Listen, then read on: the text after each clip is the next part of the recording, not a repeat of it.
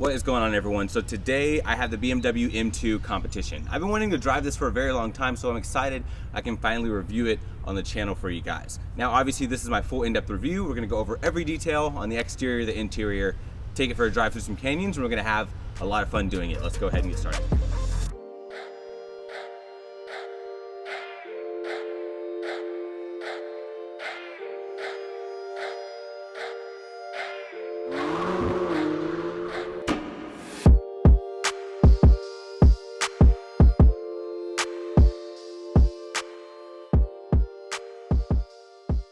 All right, everyone, let's go ahead and check out the BMW M2 Competition. Now, we cannot talk about this car without discussing the normal M2. When that car first came out, I don't know about you guys, I was so excited. It was the perfect size, and before that, my favorite car was the BMW 1M. I thought it was incredible. All the big journalists raved about it, and I wanted one. So when the normal M2 came out, I was just over the moon. Now, the bad part is this is very different from a normal M2. With that competition badge, not only do you get more power like you do in other vehicles, you get a completely different engine. And on top of that, you can no longer buy a brand new non-competition M2. Now, the pricing on here is pretty expensive. It's around $58,900 for a base model. This one as is pretty optioned out, $67,000 as is. That's a good amount of money, but this is a lot of car despite its small size. Now let's hop right into this color. This is called Hockenheim Silver, and this color looks awesome in the sunlight. It almost looks like a primer with metallic flake to it. It's beautiful, and it draws so many eyes. On top of this having just such perfect proportions, that paint coat thrown on top of it makes this thing look gorgeous. Now, if we move around to the front of the M2 Competition, there's one way to tell the difference on the road, aside from the wheels, that this is a competition and not a normal M2, and that's going to be right down here. You have these little areas there that the normal M2 does not have. But the front on this looks awesome. I think the proportions are absolutely perfect. When you see this driving up, see it driving down the road, you cannot help but to notice it. And my favorite part are these little flaps right down here. I think it's just such a nice aggressive touch. You've got your signature kidney grille located there. You guys can see the lines on the hood are just elegant. They're very light, not too aggressive. And then as you move to the lights, you have the signature BMW LED daytime running lights. I mean, they look great.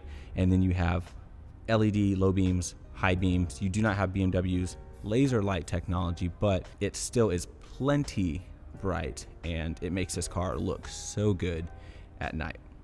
Now, as we move around to the side of the M2 Competition, you have these 19-inch wheels, which I think are okay. I don't think it's the best wheel BMW could have put on there. Personally, though, I'm not a fan of just a ton of spokes. I will admit, however, that these wheels remind me a lot of the wheels that came on the BMW 1M. So in that regard, I think that they look great. You can see those massive brakes hiding right behind there. I was thoroughly shocked when I saw the size of those brakes, so that's pretty crazy. And then these wheels are gonna be wrapped in Michelin Pilot Super Sport tires. You have two 45/35s up front. You're gonna have two 65/35s in the rear, so a slight staggered setup. You have an M2 badge here off to the side. And then as we move back, the proportions, at least from a side profile, you can really see that 1M essence.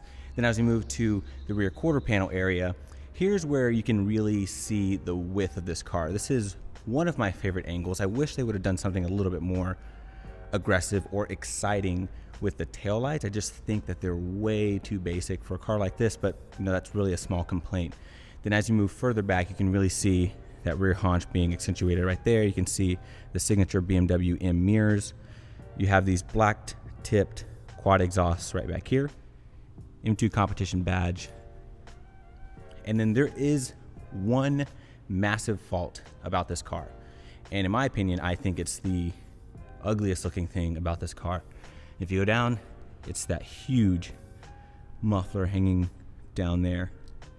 And trust me, you can see it all the time. No matter where you are, if you see it driving by, you just see this huge muffler hanging down, and it just looks kind of strange. But I think that's my biggest knock about the car, and I notice it every time I walk up to this thing. But I'm sure you guys want to hear that turbocharged V6, so let's go ahead and fire it up, hear how it sounds.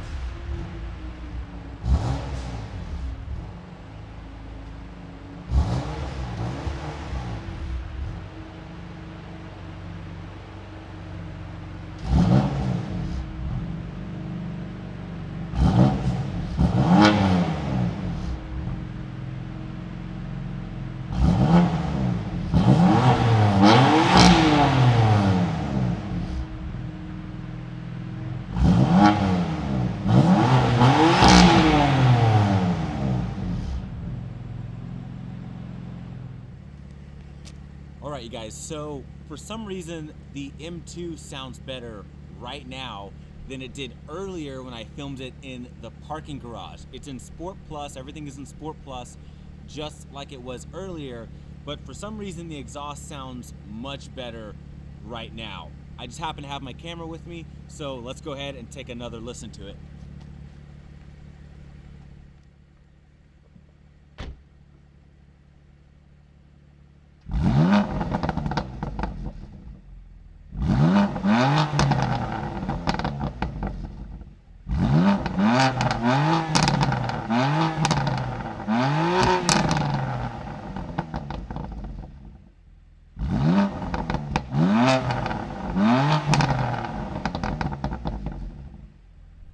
Alright, you guys, so getting inside of the M2 Competition. Now this is going to have a black interior with some blue stitching. And starting right off at the door, there's a lot of cool things here I want to go over, starting with this door handle right here. So my favorite part about this is that this carbon fiber trim is not going to have any like epoxy or any, I guess, clear coat on top of it. You can just feel the weave and everything in it, and it's the only car I've personally seen that has that. It looks amazing and hands down my favorite part about the interior. Now right behind here you do have a speaker for your Harman Kardon sound system, a tweeter right up there. This is going to be soft plastic up here. You have some Alcantara trim with blue stitching. It's almost like a teal blue and it looks really good. It feels incredible. This has a little bit of give, but it is going to be very on the firm side. So it's not the most comfortable place to rest your elbow, but you know, it's good enough for sure. More blue stitching located here, window controls, mirror controls, and then as you go down you have a decent amount of cubby space right down here. Now moving down here you have an M2 Competition branded door sill. It does not illuminate, unfortunately. There are your pedals. Ironically, you only have an aluminum dead pedal. Your actual pedals are not aluminum. Very interested to see that. Rear trunk release, hood pop. As you come up, you're going to have some lane keep and basically adaptive cruise control settings located right there. Going up, you have all of your automatic light settings, as well as interior illumination right there. Heated steering wheel there on the side, as well as manual adjustment. You can telescope and obviously go up and down. As we move right down here, you are going to have your buttons here basically for memory seats. Two settings. You set it by hitting that and then pushing the number, or you can manually adjust it right here. You are going to have some Alcantara trim located here onto the side, more blue stitching. The leather itself is great quality. You have a little bit of perforations here, but nothing else here. Once again, good leather quality. And then as you go up, the bolstering on here is pretty aggressive. You also have a little bit of bolstering here up in the shoulder area as well. More perforations with that nice blue tone to it. And then your M2 badge is actually going to illuminate at night, which looks very, very cool. And then last but not least, just a small detail, you do have a little knee pad located right there for taller passengers. But let's go ahead and hop in and we'll check out the rest. All right, let's go ahead and shut the door on the M2 Comp. Nice solid shut. But to start, you have this red start-stop button. All you have to do is put your foot on the brake, and then you're going to hit that button to start.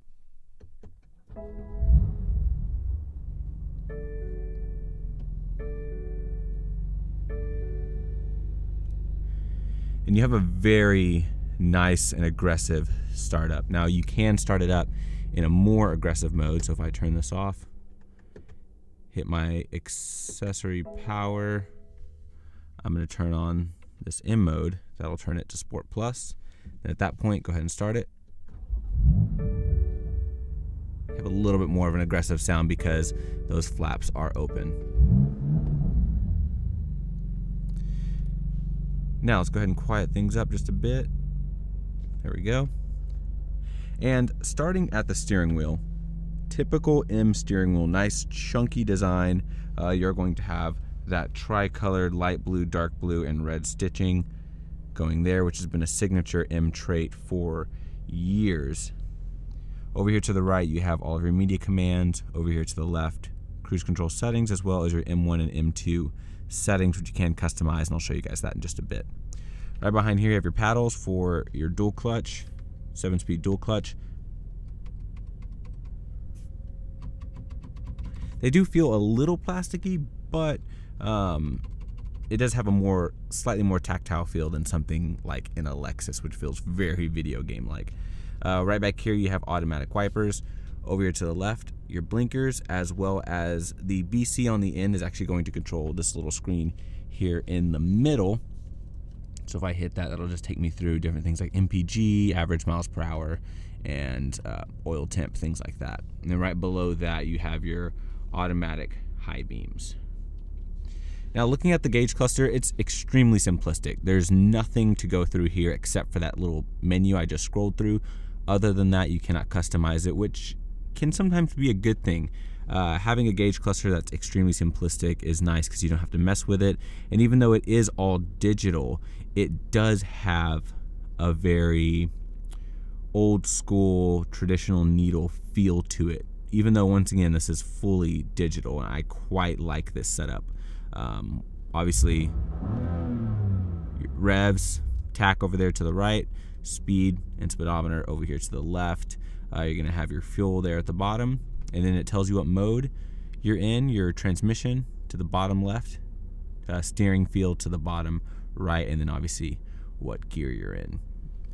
Now, moving up, you're going to have a soft touch dash, basically all plastic, so it's got a nice give to it, but it is softer, so in like high heat, this isn't going to risk cracking. No head-up display, though I wish it did have that. Speaker behind the screen. You have your touchscreen here, which is a good touchscreen setup. It's BMW's iDrive, obviously very, very good. You have Apple CarPlay here. You guys can see that. And then just the system itself is very, very easy to use. I can scroll through here. I can, hit menu again, and that'll take me to a wider view of things.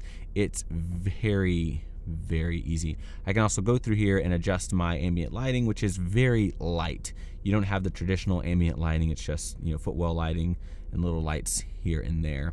Your M1, M2 drive modes here I can go through and customize: transmission, steering feel, engine feel, DSC, though the suspension is not adaptive. So it is going to be the same suspension setup, though you can adjust everything else. Different vehicle settings, and then once again all of that cool stuff. You can also go through technology in action and pull up your sport displays, which at that point will show you horsepower, pound-feet, things like that, which is cool. So definitely one of my favorite displays to pull up when you're driving. Now here's more of that awesome carbon fiber trim.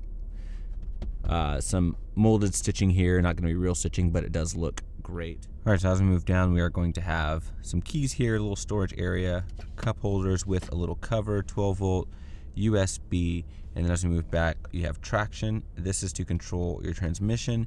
This is to control your steering wheel. So transmission, once again, bottom left, sport, efficient, sport plus, steering, same thing, sport, comfort, sport plus. Moving below that, you're going to have parking sensors, your shifter here, so basically slap over to the right to put it into drive, and that is going to be your manual mode. And you can tell manual mode because it will just have a number there. Hit it to the right again to put it into automatic, and then to the right of that you'll see 3 lines, and that's going to be this button here. So when you are in normal automatic mode, which is going to be this mode here, you can hit this and that adjusts the aggressiveness of your transmission. So lightest setting, medium setting, most aggressive setting. Now moving over here, you have your controller for your iDrive. You can really see that carbon fiber, beautiful, going all the way up here. It looks incredible. Now, if you are on certain screens, you can actually draw on this. You left, right, up and down, and then push to select menu, media. Com is going to be basically taking you to the web, your map browser, you're going to have your navigation, back, and then options. You also have a Wi-Fi hotspot in here as well, which is pretty cool. Manual parking brake, which is great, with this nice Alcantara boot located here, blue stitching. Now to put it into park, very interesting, you don't have a park button anywhere on here. So what you have to do is throw it into neutral, make sure this parking brake is up, and then as soon as you turn the car off, it throws it into park. Very interesting. It took me forever to figure that out. Now moving back, pretty soft armrest. I can fit my arm in here. You can definitely fit about 2 arms on here, no issue. Lift that up, you have a wireless charging pad right in here. You're going to have another USB, tiny bit of storage space there. Lockable glove box with a felt lined inside right there. Coming up, you have an auto dimming mirror with a compass located here. As you move up, you have your lights, LED lights, vanity mirror with a light up here, LED as well. Okay, so coming to the back of the M2 Competition. Now, obviously being a small car, you have a little bit smaller storage area, but this opening is pretty wide, so you can fit a decent amount of things in here, which is good. You have a deep cubby here off to the right, and then you can obviously still fold the rear seats down to get more space. Now, underneath the floor here, you're not gonna have a spare, unfortunately. You just have your battery back here, and that's pretty much going to be it. You're gonna have run flats on this car, so if anything were to happen like that, you would probably just have to call roadside assistance or call a buddy to come out and help you. But other than that, you've got an emergency release right here. That's it for the trunk. Let's go ahead and see what's under the hood. All right, so coming to the hood of the M2 Competition. Now, you do have a different engine in this than you did in the normal M2.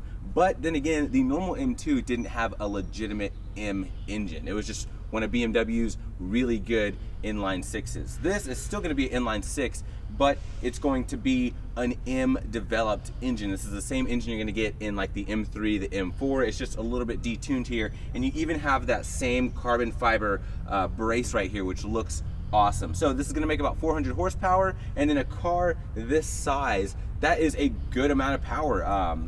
So it should be very torquey, very fun to drive, and you have a 7-speed dual clutch automatic on here. All that is being sent to the rear wheels. You do not have all-wheel drive as an option, but as we all know, rear-wheel drive is typically the more fun way to go. But let's go ahead and get this on the road and see how it drives. All right, everyone, so driving the BMW M2 Competition. So I have always wanted to drive this car. It has, in my opinion, been one of the most sought after vehicles in BMW's lineup, specifically in their M lineup.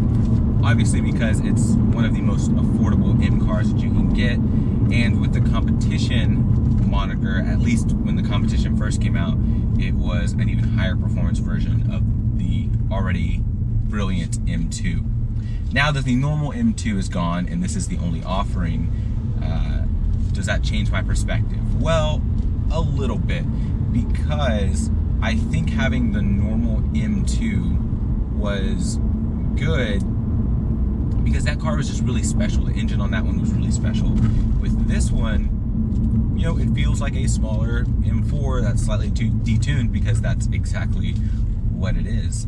Now, this engine feels good in this car, But to be completely honest, it really doesn't feel like it is perfectly matched to this car.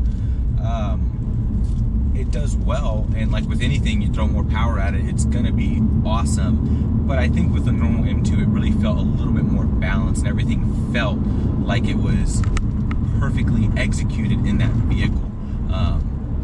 This sort of reminds me of the 1M in terms of it was kind of a parts bin specialty car, and it turned out to be really good.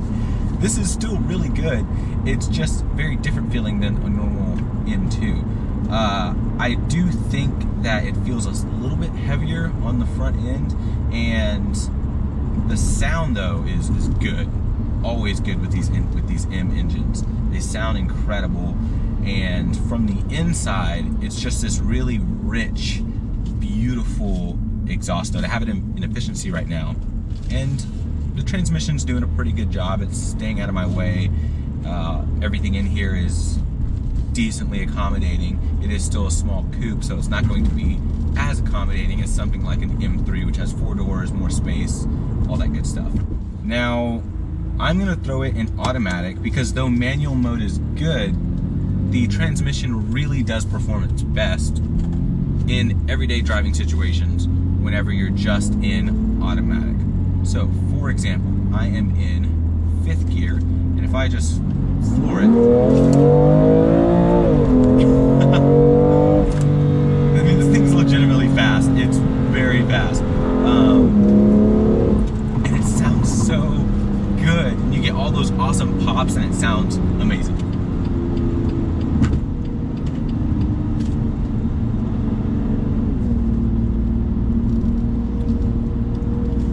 Now, like I mentioned earlier, you can adjust the aggressiveness of the transmission when you are in full automatic mode. So that was in its middle setting. If I go to the 3rd setting, which is the most aggressive, we are in 5th gear. It kicks down quick. It threw me right into 3rd, and then it builds up pretty progressively. Now, the thing is, it does hold the revs, so if you don't want that whenever you're driving in automatic mode, I think the middle setting is perfect for sportiness and, you know, throwing the revs down whenever you're not driving quickly. I think that's a good balance. I think the least aggressive mode is kind of boring. It's always holding you at low RPMs. It's basically supposed to be as efficient as possible, and it does a good job at that. All right, guys, so driving the BMW M2 Competition. Now, we are on Ortega Highway, and then once we're done with Ortega Highway, we'll do a little bit of normal driving. And it's a little bit later in the day, so it may be a little dark, so I apologize. Now, we are going to go Sport Plus down. So we're gonna start off with acceleration, see how this does. I'm actually gonna throw the steering into just Sport because it feels like a decent balance there. I'm gonna shift myself. We're gonna see how well this transmission does, and here we go.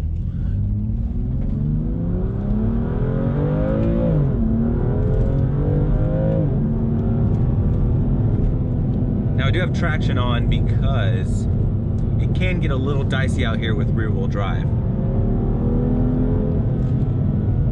All right, so onto the brakes. The brakes are good. The turn in is good.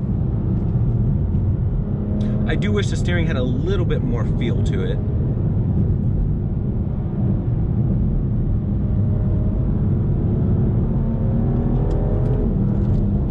Nice, the power is really, really good on this thing. Whew.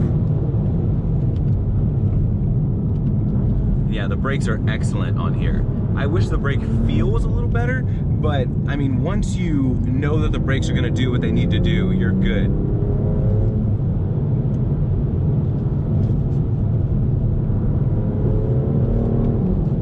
Nice.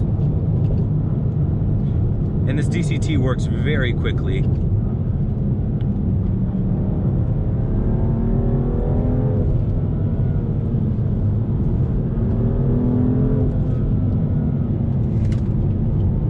Direction changes are good. It has a little bit of roll to it, but for a car that's in the $60,000 range, it's pretty good. Now, the last vehicle I took out here in terms of having a BMW engine was the Supra. And I will have to admit, there goes the Supra right there. I will have to admit, the Supra handled much better than this, but it also is a lot lower than this. Your seating position is a lot lower. You feel a lot higher in the M2, and because of that, it feels like you have a little bit more roll in it. And I could lean into the corners with the Supra, and I'm having a little bit of a harder time trusting that here, but it's still very, very good. Now the suspension can be bouncy. It's stiff for sure, but it does have a lot of bounce to it. I feel like I'm just on a pogo stick in some of these areas. And I've experienced this in things like a Veloster N, a Focus RS.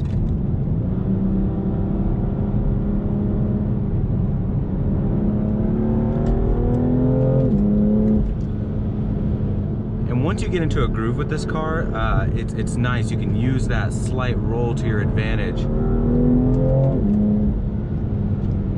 And then at that point, it's almost like a dance. You're kind of just working with your partner, using their motions and just reacting. And it's really nice.